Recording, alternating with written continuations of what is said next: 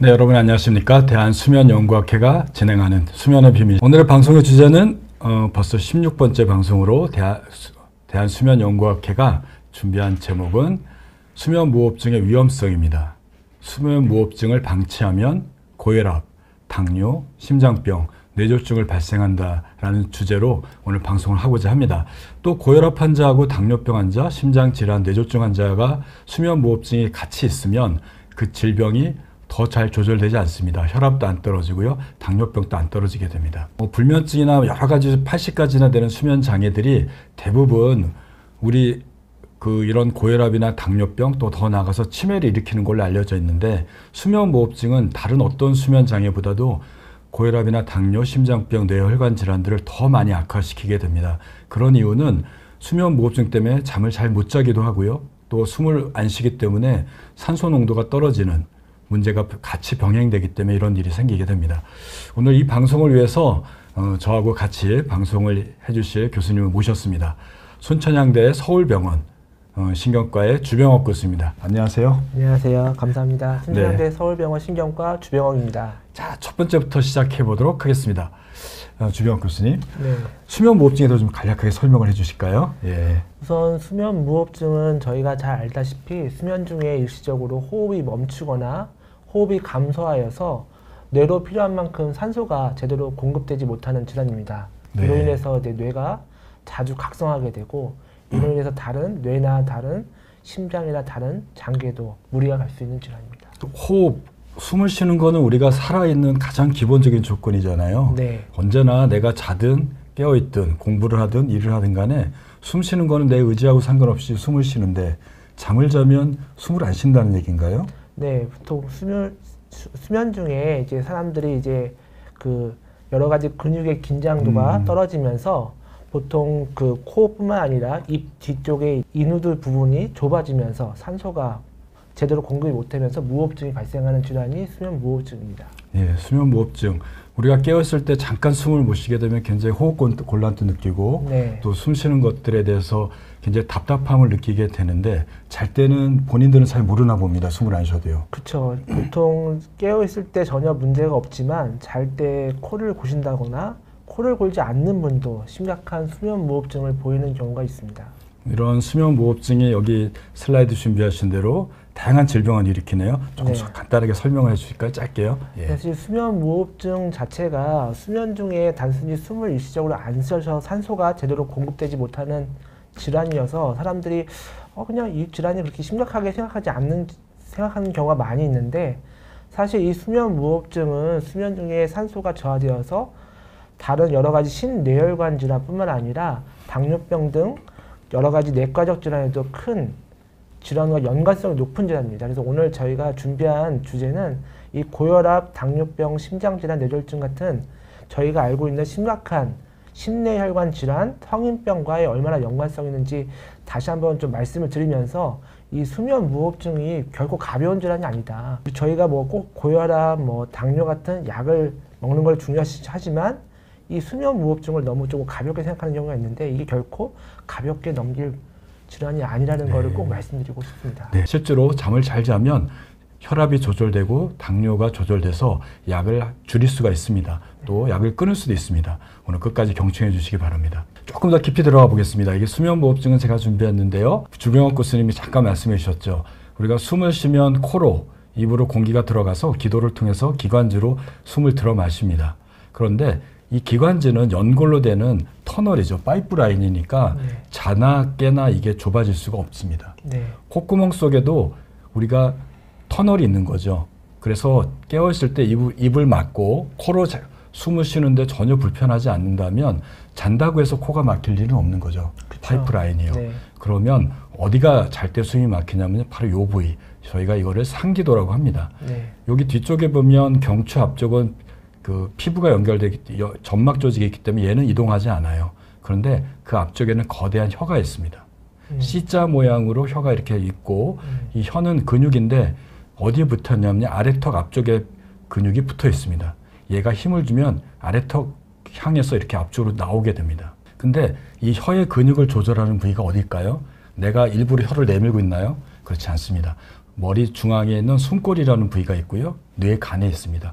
호흡 중추죠. 이게 망가지면 사람이 죽습니다. 얘가 혀를 지속적으로 앞으로 내밀게 합니다. 깨어있기만 하면 뇌가 깨어있기 때문에 호흡 중추는 굉장히 활성화되어 있어서 잘 때보다도 호흡 중추의 기능은 한 50% 더 기능이 높아집니다. 깨어있기만 하면요. 그렇기 때문에 우리가 숨을 잘 쉬는데요. 50% 힘이 세지니까 혀는 약 30% 정도로 긴장 상태가 있고 긴장돼 있으니까 혀가 약간 앞으로 나와 있는 상태가 유지가 되는 겁니다. 그런데 문제는 밤이죠. 잠을 잘 때.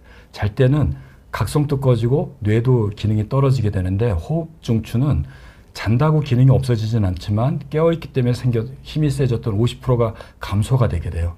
그러면 혀는 30%가 누워서 자니까 밑으로 처질 수밖에 없습니다.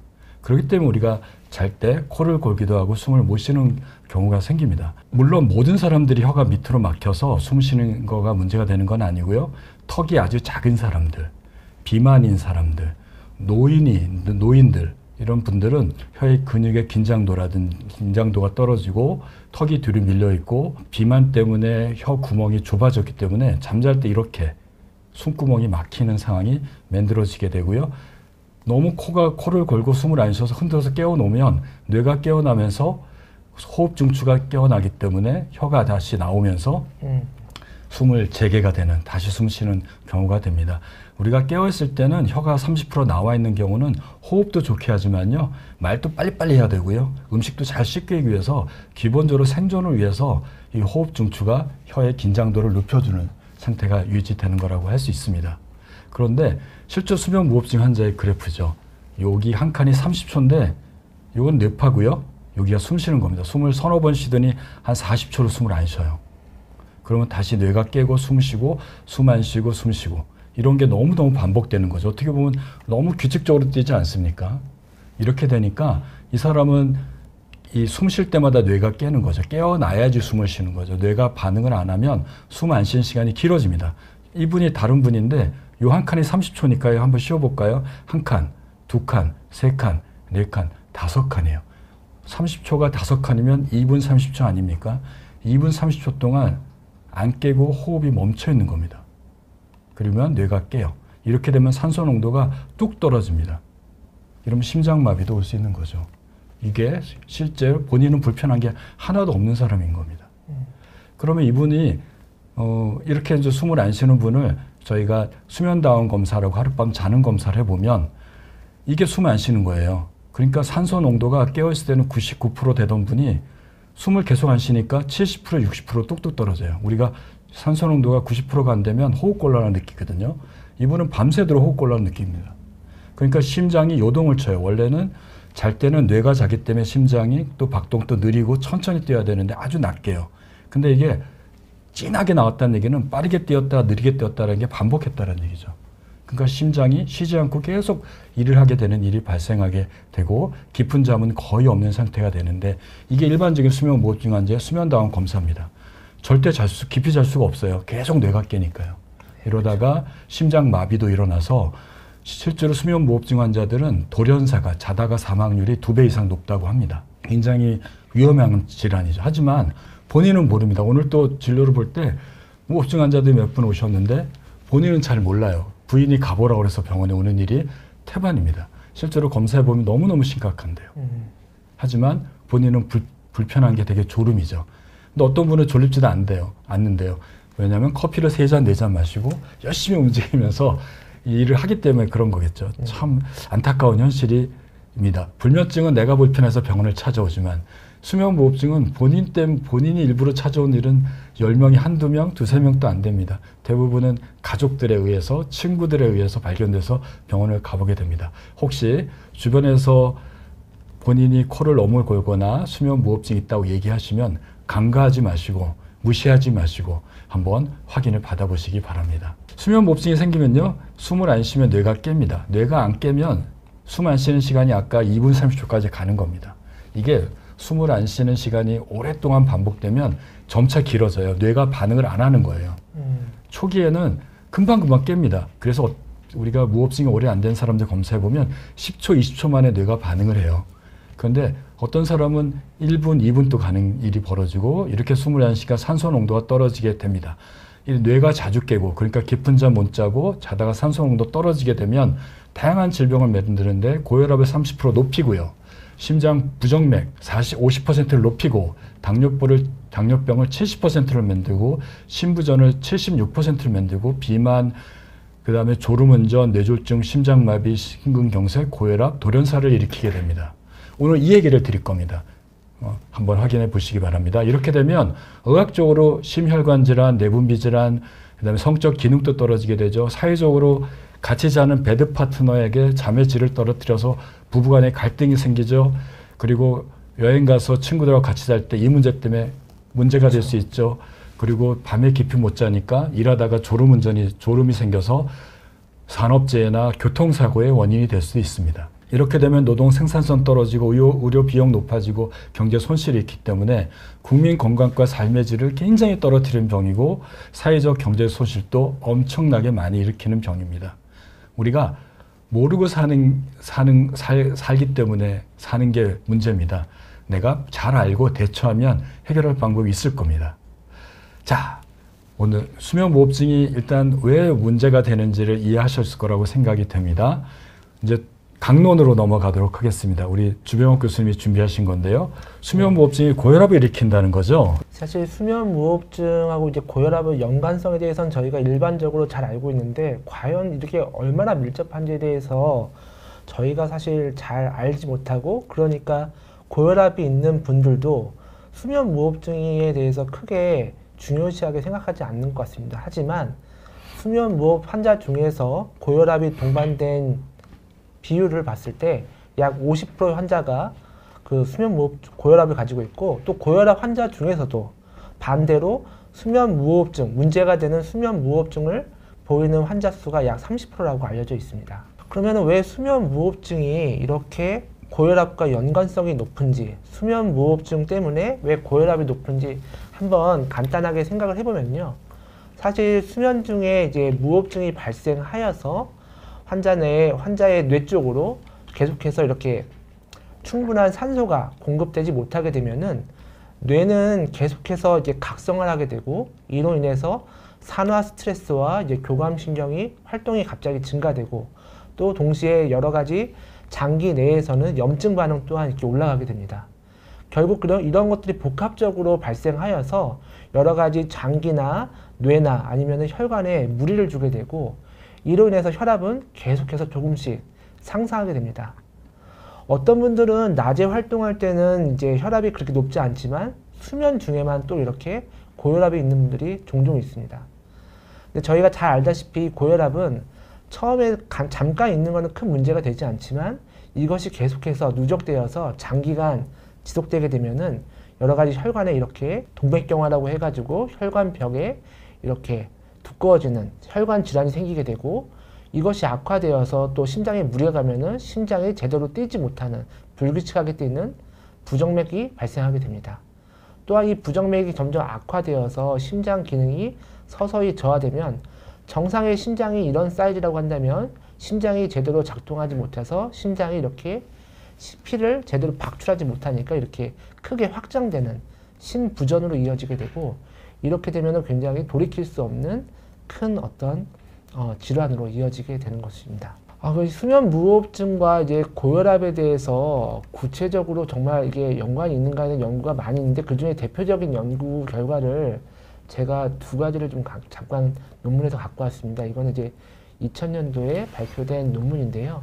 여기 보시면은 이제 수면 무호흡증 이제 지수가 있습니다. 시간당 저호흡 무호흡 지수가 몇 번 있는지를 저희가 가지고 이제 수면 무호흡증의 어떤 중증도를 평가하게 되는데 보통 이제 5 이상이면은 수면 무호흡증이 있다고 판단하게 되고 그 시간당 수면 무호흡 저호흡 지수가 30 이상이면은 이제 중증 수면 무호흡증 그리고 15에서 30회 미만이면은 중증도의 수면 무호흡증 그리고 이제 5에서 이제 15 사이면은 이제 경도라고 하는데요. 여기 보시면은 이제 올라갈수록 이 고혈압이 발생 확률이 올라갑니다. 또한 이거는 이제 산소 포화도가 90 미만으로 떨어지는 시간이 얼마나 크냐에 따라서 고혈압이 발생하는지 보여준 건데 확실히 이제 그 산소 포화도 저하 시간이 올라가면 올라갈수록 이렇게 고혈압이 많이 발생하고, 요거는 다른 연구인데 아까 말씀드린 것처럼 경도, 중등도, 중증의 수면 무호흡 환자에서 고혈압과의 연관성을 봤을 때 이 단계가 올라가면 올라갈수록 고혈압이 발생할 확률이 굉장히 급격하게 증가하는 것을 우리가 이제 그래프에서 확인할 수 그러니까 있습니다. 처음에 이 그래프에서는 혈압이 없었던 환자들이고 무호흡증이 네. 심하냐 아니냐를 판단했더니 15년을 추적해 봤더니 예. 심한 수면 무호흡증, 초창기 수면 무호흡증, 심한 무호흡증 있는 사람들은 고혈압이 거의 90% 가까이 생겼다. 그쵸, 이 얘기를 네. 말씀하시는 거죠. 예. 무호흡증이 없었던 사람은 나이가 드니까 40% 넘는 거고 네. 아주 경미한 무호흡증 환자도 없었던 사람보다는 조금 더 높다. 네. 이런 얘기를 해서 최소한 아마 무호흡증이 심한 사람과 아닌 사람은 2배 이상 혈압이 높아진다. 네. 이런 얘기를 할 수 있는 것 같네요. 네. 예. 그래서 사실 이 무호흡증을 결코 가볍게 생각하면 안 되고, 이것이 정말 계속해서 누적되게 되면은 이렇게 심각한 고혈압, 그리고 나중에는 악성 고혈압으로도 진행할 위험이 있기 때문에 꼭 확인하시고 치료가 필요하다고 할 수 있습니다. 예, 실제로 뭐 외래에서도 보면은 한 30대 때 혈압 30대나 40대 초반인데 혈압약 드시고 오시는 무호흡증 환자들이 있어서 그런 분들 이제 정확하게 진단하고 또 치료를 열심히 장악기나 양압기 치료라든지 이런 치료를 하게 되면 한 3개월, 4개월 지나면 혈압약을 끊는 경우도 종종 그렇죠. 발생합니다. 네네. 그래서 여러분들 이유 없이 왜 혈압이 생겼는지 생각 든다면 한번 본인의 수면의 질도 판단해 보시면 아주 좋지 않을까 합니다. 네. 조금 더 넘어가 볼까요? 네. 요거는 이제 그러면 수면 무호흡증의 대표적인 치료가 저희가 알다시피 여기 그림에 나온 것처럼 양압기를 하는 건데요. 이 무호흡증 환자에서 양압기를 사용했을 때 정말 혈압이 떨어지는지를 보여주는 그래프입니다. 이 양압기를 여기 보시면 2개월간 지속적으로 사용했을 때 처음에 혈압이 수축기 혈압이 약 150 이상 올라갔던 것이 130대로 이제 떨어지는 걸 확인할 수 있게 되고, 이 확장기 혈압도 보통 이제 90 이상 올라갔던 것이 약 80대로 안정적으로 이제 떨어지는 걸 볼 수 있습니다. 그래서 꼭 약뿐만 아니라 이 수면 무호흡증에 대해서만 적절한 치료를 한다 하더라도 우리가 기대 이상의 혈압 강화 효과를 얻을 수 있다는 것을 보여주는 그래프입니다. 여러분들도 혈압약을 드시는 분들 중에 내가 열심히 식생활 관리하고 운동 열심히 하고 싱겁게 먹는데도 혈압이 조절되지 않는다면 본인의 수면의 질이 어떤지 한번 확인해 보시고 문제가 있다면 빨리 교정을 받으십시오. 그렇게 혈압약을 줄일 수 있고 혈압을 조절할 수 있는 방법이라고 생각이 됩니다.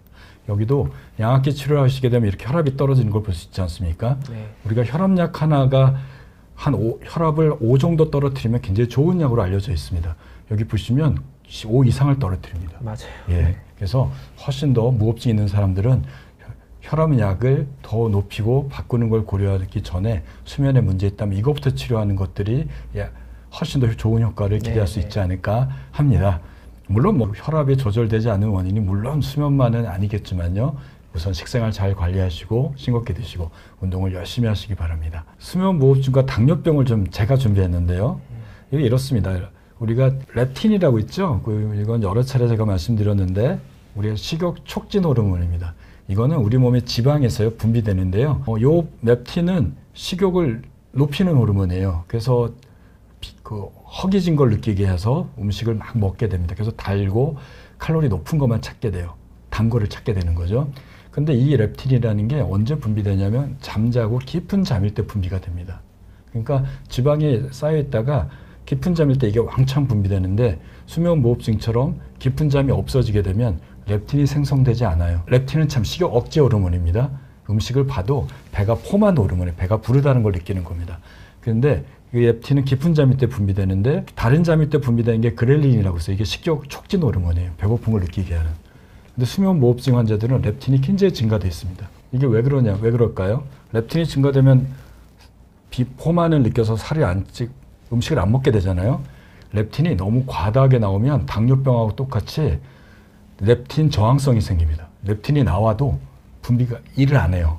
그렇기 때문에 이런 무호흡증 환자들은 렙틴의 양이 높아짐에도 불구하고 깊은 잠을 못 자기 때문에 렙틴이 높아지고 또 얘네들이 저항성이 생겨서 효과를 못 일으키는, 즉 계속 음식을 먹고 살이 더 찌는 결과를 초래합니다.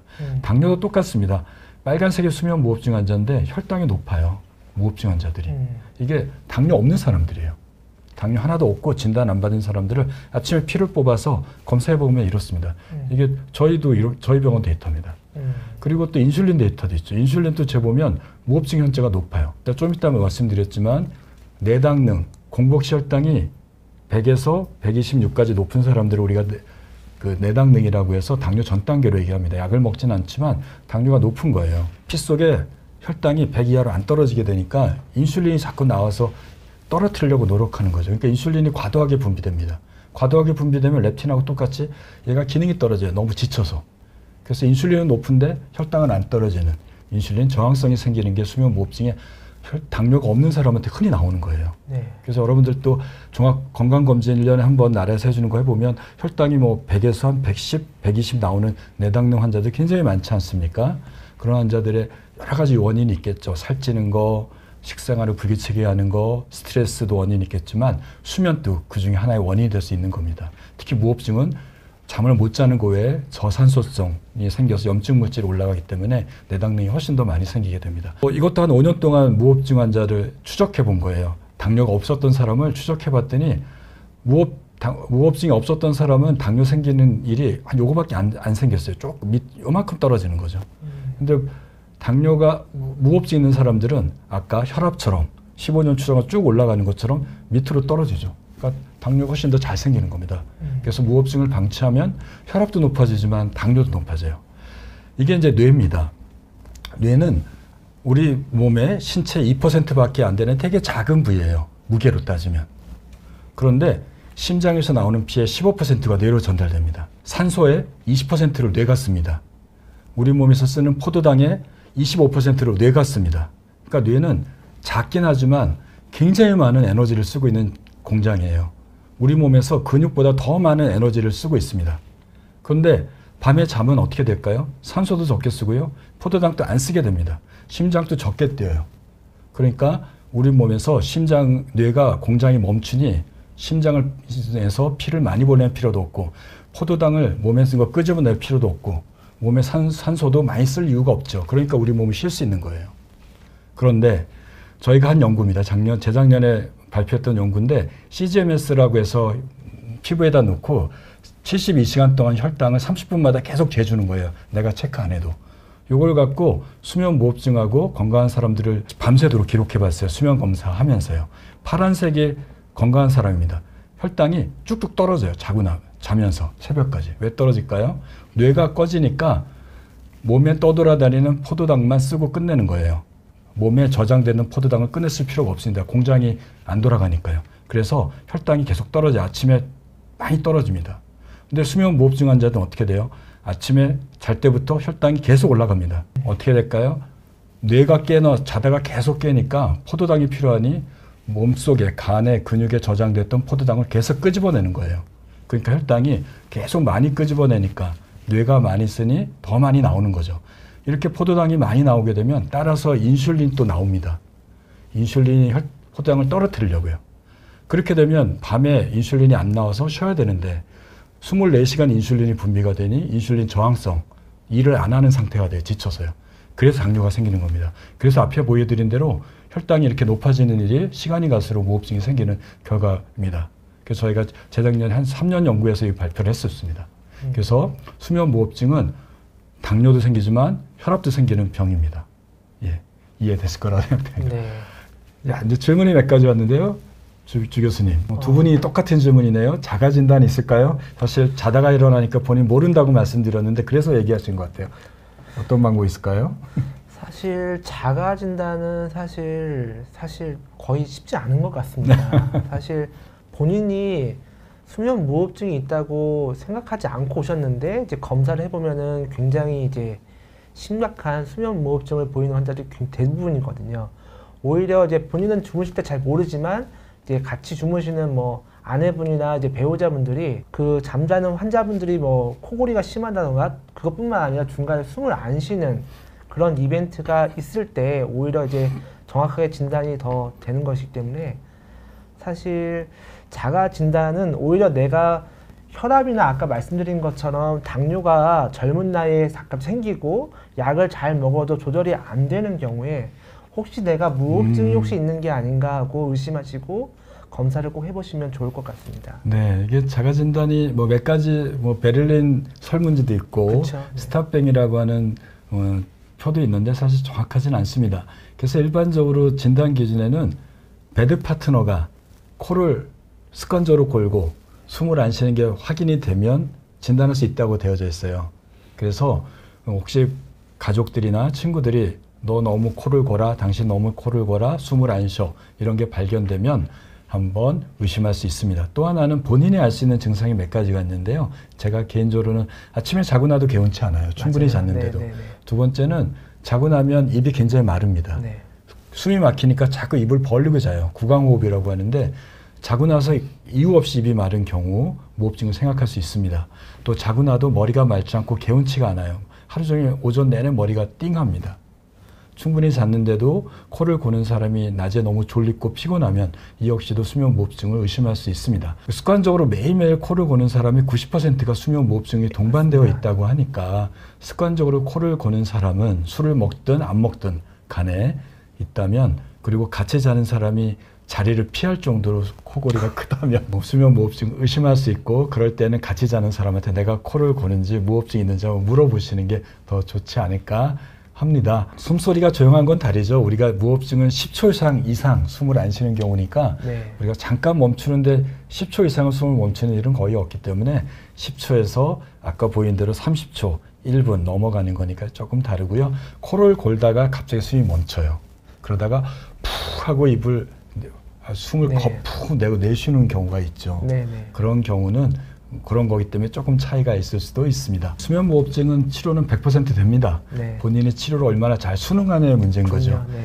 그리고 2년 전부터 말씀하신 대로 수면무호흡증의 경우는 급여가 됐습니다. 보험이 돼서 70만 원이 넘는 검사가 20%가 내면 검사가 가능합니다. 뭐 10만 원에서 15만 원이면 검사가 다 가능합니다. 수면다운 검사가요. 그리고 그 결과에 따라 이따 말씀드릴 양압치료기도 보험이 돼서 네. 한 15,000원에서 2만 원 내면 매달 빌려 쓸 수 있습니다. 1년에 20만 원도 안 들어요. 원래 살려면 200만 원이 넘는 장비지 않습니까? 가능합니다. 검사는 수면 클리닉이 개설되는 대부분의 종합병원에 다 검사가 가능합니다. 대부분의 수면을 전문으로 보는 과들이 있고요. 되게 신경과에서 많이 보는데 방문을 하셔서 진료를 받으시기 바랍니다. 뭐 검사하면 충분히 진단되고 쉽게 진단되고 치료가 가능합니다. 너무 걱정 안 하셔도 될 것 같습니다. 위험한 뇌졸중 얘기를 좀 해볼까요? 저희가 네. 신경과 의사지 않습니까? 네, 그래서 네. 뇌졸중 환자는 매일매일 보고 있는데 네. 무호흡증이 뇌졸중을 일으킨단 말이죠. 네. 예, 설명 부탁드립니다. 사실 저희가 이제 뇌졸중에 대해서 이제 뇌졸중이라면 어떤 거냐면은 뇌혈관으로 인해서 뇌에 손상되는 질환을 뇌졸중이라고 하게 되고, 거기에는 이제 뇌경색과 뇌출혈이 있습니다. 뇌경색은 이제 혈관이 막혀서 뇌로 피가 못 가서 뇌가 손상되는 질환이고, 그리고 뇌출혈은 혈관이 터져서 뇌에 손상이 오는 질환인데, 여기 보시는 것처럼 수면 무호흡증과 여러 가지 심뇌혈관의 어떤 연관성을 보았을 때 여러 가지 다 심각한 질환이지만 그 중에서도 이 뇌졸중이 수면 무호흡증과 굉장히 높은 연관성을 보이는 걸로 알려져 있습니다. 그러면 수면 무호흡증이 왜 뇌졸중이 발생하느냐? 사실 이 기전은 앞에 보여드렸던 여러 가지 고혈압 기전과 유사합니다. 이 수면 무호흡증이 발생했을 때 앞서 말씀드린 것처럼 여러 가지 산화 스트레스나 교감신경 같은 것이 항진되면서 혈관에 어떤 무리를 주게 되고, 이로 인해서 고혈압, 심방세동 같은 부정맥이 발생하게 되면은 뇌로 인해서 뇌로 가는 혈류도 영향을 받게 됩니다.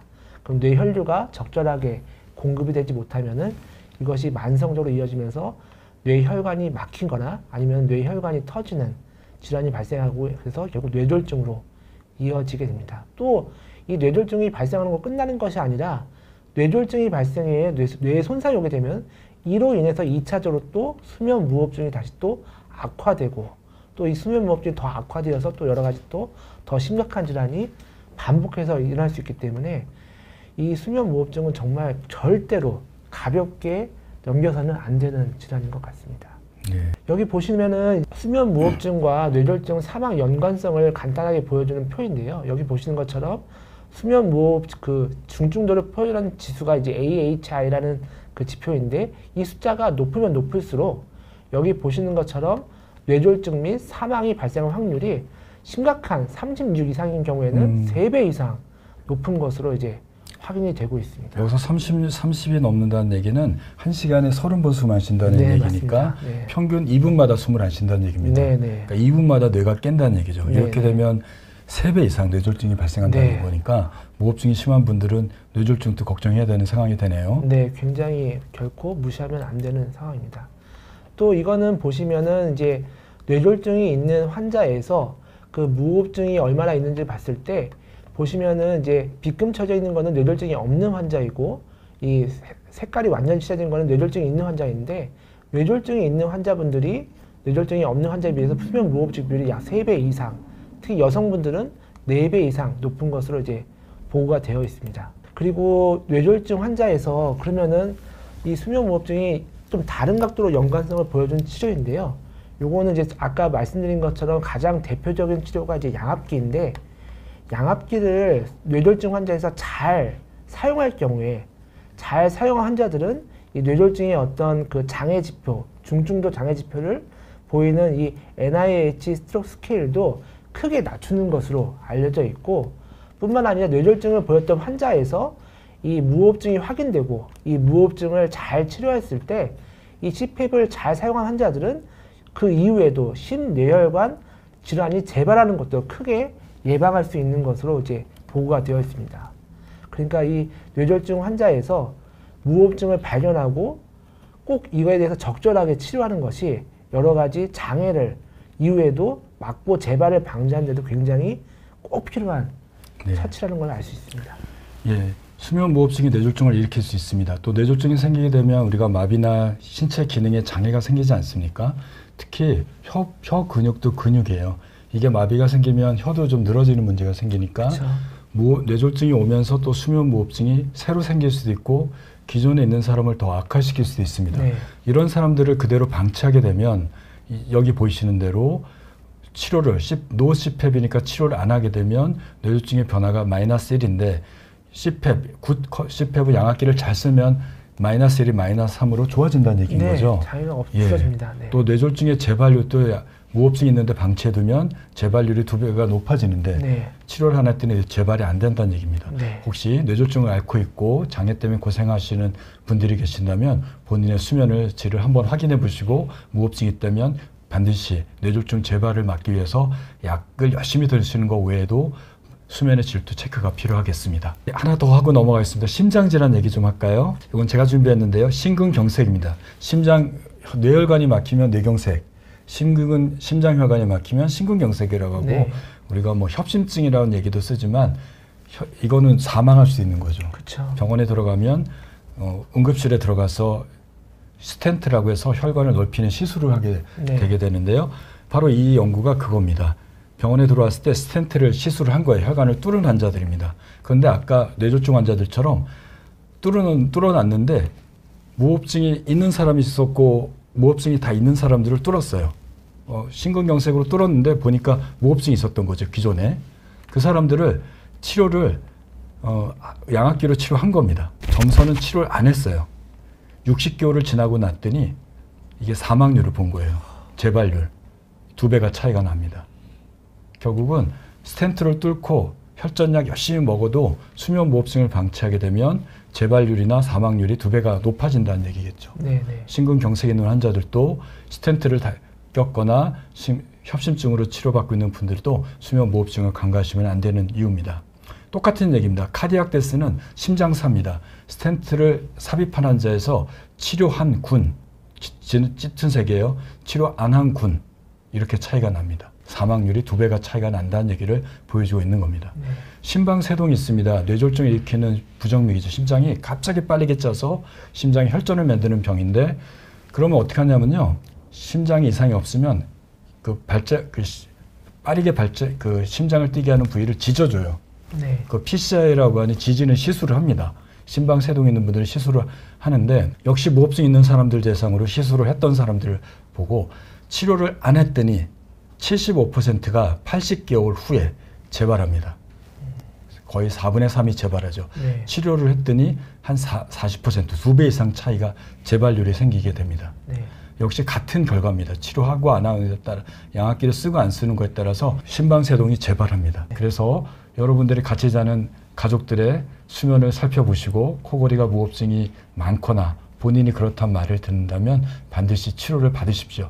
특히 고혈압, 당뇨, 심장병, 뇌졸중 환자 질병을 앓고 있고 치료를 받는 분들에서 무호흡증이 있는지 확인해 보시고 있다면 그 질병을 치료하기 위해서라도 수면 무호흡증 치료를 받으시기를 권고드리겠습니다. 네. 이상으로 방송을 마치고자 합니다. 주병욱 교수님, 네. 오늘 되게 많이 수고 많으셨는데요. 마지막으로 인사말과 정리 부탁드리겠습니다. 사실 수면 무호흡증 오늘 강의를 준비하면서 꼭 말씀드리고 싶었던 거는 사실 반복해서 말씀드리지만 수면 무호흡증이 결코 무호흡증 하나만 단순한 질환이 아니라 이것이 고혈압, 당뇨, 심장질환, 뇌졸중 같은 여러 심각한 심내혈관 질환과 연관성이 있다는 것입니다. 그렇기 때문에 꼭 여러 분들이 이 무호흡증에 대해서 결코 가볍게 생각하지 마시고, 그리고 지금은 수면 다원 검사와 치료가 보험으로 이게 적용되기 위해서 굉장히 쉽게 그리고 저렴한 가격으로 가능하기 때문에 꼭 큰 병원에 가셔서 검사가 가능한 병원에 가셔서 진단을 받으시고 치료가 받으면 좋으실 것 같습니다. 예, 저희가 한 50분 정도 방송을 진행했네요. 오늘 또 수면무호흡증은 너무나 흔합니다. 전 국민의 한 5%가 넘는다고 하고요. 40대 넘어간 분들한테서는 40대 이상에서는 수면무호흡증 20%가 넘는다고 합니다. 거의 60세에서 넘는 분들한테는 한 40%까지 나온다고 할 정도니까요. 수면무호흡증은 너무나 흔한 질병입니다. 하지만 잘 모르고 삽니다. 수면의 문제가 있는지도 모릅니다. 본인은 낮에만 생각하고 있거든요. 그래서 여러분들 가족들의 건강을 체크하기 위해서 좋은 영양제, 건강기능식품, 좋은 식사를 제공하고 운동을 열심히 하는 거 이상으로 같이 자는 사람의 수면의 건강도 한번 체크해 보시기 바랍니다. 네. 아드님도 체크해 보시고 부모님도 체크해 보시고 남편, 부인도 체크해 보시기 바랍니다. 여성들도 폐경이 되면 수면무호흡증이 남자보다 2배가 더 높아집니다. 여성이 폐경이 되면 살이 늘어지기 때문에 그렇습니다. 그래서 건강하게 노년을 하신다면 본인의 수면 건강부터 체크하시기를 부탁드리겠습니다. 오늘 끝까지 경청해 주셔서 감사합니다. 다음에 또 다른 수면의 비밀을 가지고 찾아뵙도록 하겠습니다. 예, 감사합니다. 감사합니다.